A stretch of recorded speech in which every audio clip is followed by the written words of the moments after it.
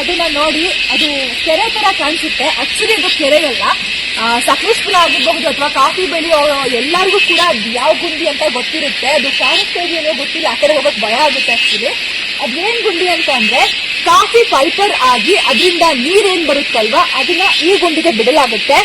ಅಂದ್ರೆ ನಾವೇನ್ ಕಾಫಿಯನ್ನ ಕುಯ್ದಿರ್ತೀವಲ್ಲ ಅದನ್ನ ಬೇಳೆ ಮಾಡ್ಬೇಕಲ್ವಾ, ಅದಕ್ಕೋಸ್ಕರ ಕಾಫಿಯನ್ನ ಪಲ್ಪರ್ ಮಾಡ್ಬಿಟ್ಟು ಅದರಿಂದ ಬರೋ ನೀರನ್ನ ಇಲ್ಲಿ ಬಿಡ್ತಾರೆ. ಕೆಲವರು ಕಾಫಿನ ಒಣಗಿಸ್ಬಿಟ್ಟು ಮಾರಾಟ ಮಾಡ್ತಾರೆ, ಇನ್ ಕೆಲವರು ಈ ತರ ಪಲ್ಪರ್ ಮಾಡ್ಬಿಟ್ಟು ಬೇಳೆನ ಮಾರಾಟ ಮಾಡ್ತಾರೆ. ಸೊ ಇದೇ ಗುಂಡಿ. ಇಲ್ಲಿಗಂತೂ ಬರಕ್ ತುಂಬಾನೇ ಭಯ ಪಡ್ತಾ ಇದ್ವಿ ಅವಾಗೆಲ್ಲ.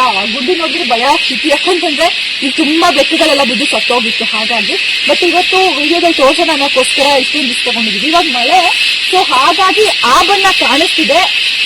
ಈ ಕಾಫಿ ಹಣ್ಣು ಕುಯ್ಯೋ ಟೈಮಲ್ಲೆಲ್ಲ ಅದು ಫುಲ್ ಕೆಂಪು ಕಾಣಿಸ್ತಿದೆ. ಕಾಫಿ ಸಿಪ್ಪೆ ಇಲ್ಲ, ಹಂಗೆ ಕಾಣಿಸ್ತಿರುತ್ತೆ ಆ ಗುಂಡಿಲಿ. ಸೊ ನೋಡಿ ಹೆಂಗಿದೆ ಅಂತ. ಆಕ್ಚುಲಿ ತುಂಬಾ ಕೆಂಪು ಕಲರ್ ಇರುತ್ತೆ. ಇವಾಗ ಮಳೆ ಬಂದಿರೋದಕ್ಕೋ ಅಥವಾ ಎಲ್ಲ ಗೊಚ್ಚೆ ನೀರು ಸೇರ್ಕೊಂಡಿರೋದಕ್ಕೋ ಏನೋ ಈ ಕಲರ್ ಇದೆ.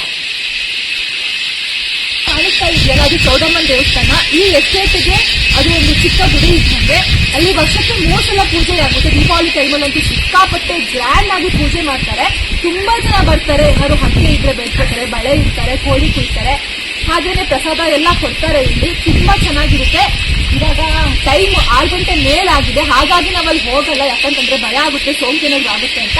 ಬಟ್ ನೆಕ್ಸ್ಟ್ ಏನಾದ್ರು ಪೂಜೆ ಇದ್ದಾಗ ಅಥವಾ ಏನಾದ್ರು ಫಂಕ್ಷನ್ಸ್ ಇದ್ದಾಗ ಖಂಡಿತವಾಗ್ಲೂ ಅಲ್ಲಿ ಆಚರಣೆ ಹೇಗಿರುತ್ತೆ ಅದನ್ನ ನಾನು ವಿಡಿಯೋ ಮುಖಾಂತರ ನಿಮಗೆ ತಿಳಿಸ್ತೀನಿ. ಸೊ ಅದೇ ದೇವಸ್ಥಾನ ತೋರಿಸ್ಬೇಕು ಅಂತ ಆಸೆ ಇದೆ, ಬಟ್ ಟೈಮ್ ಆಯ್ತು, ಆಗಿಲ್ಲ. ನೆಕ್ಸ್ಟ್ ವಿಡಿಯೋದಲ್ಲಿ ತೋರಿಸ್ತೀನಿ.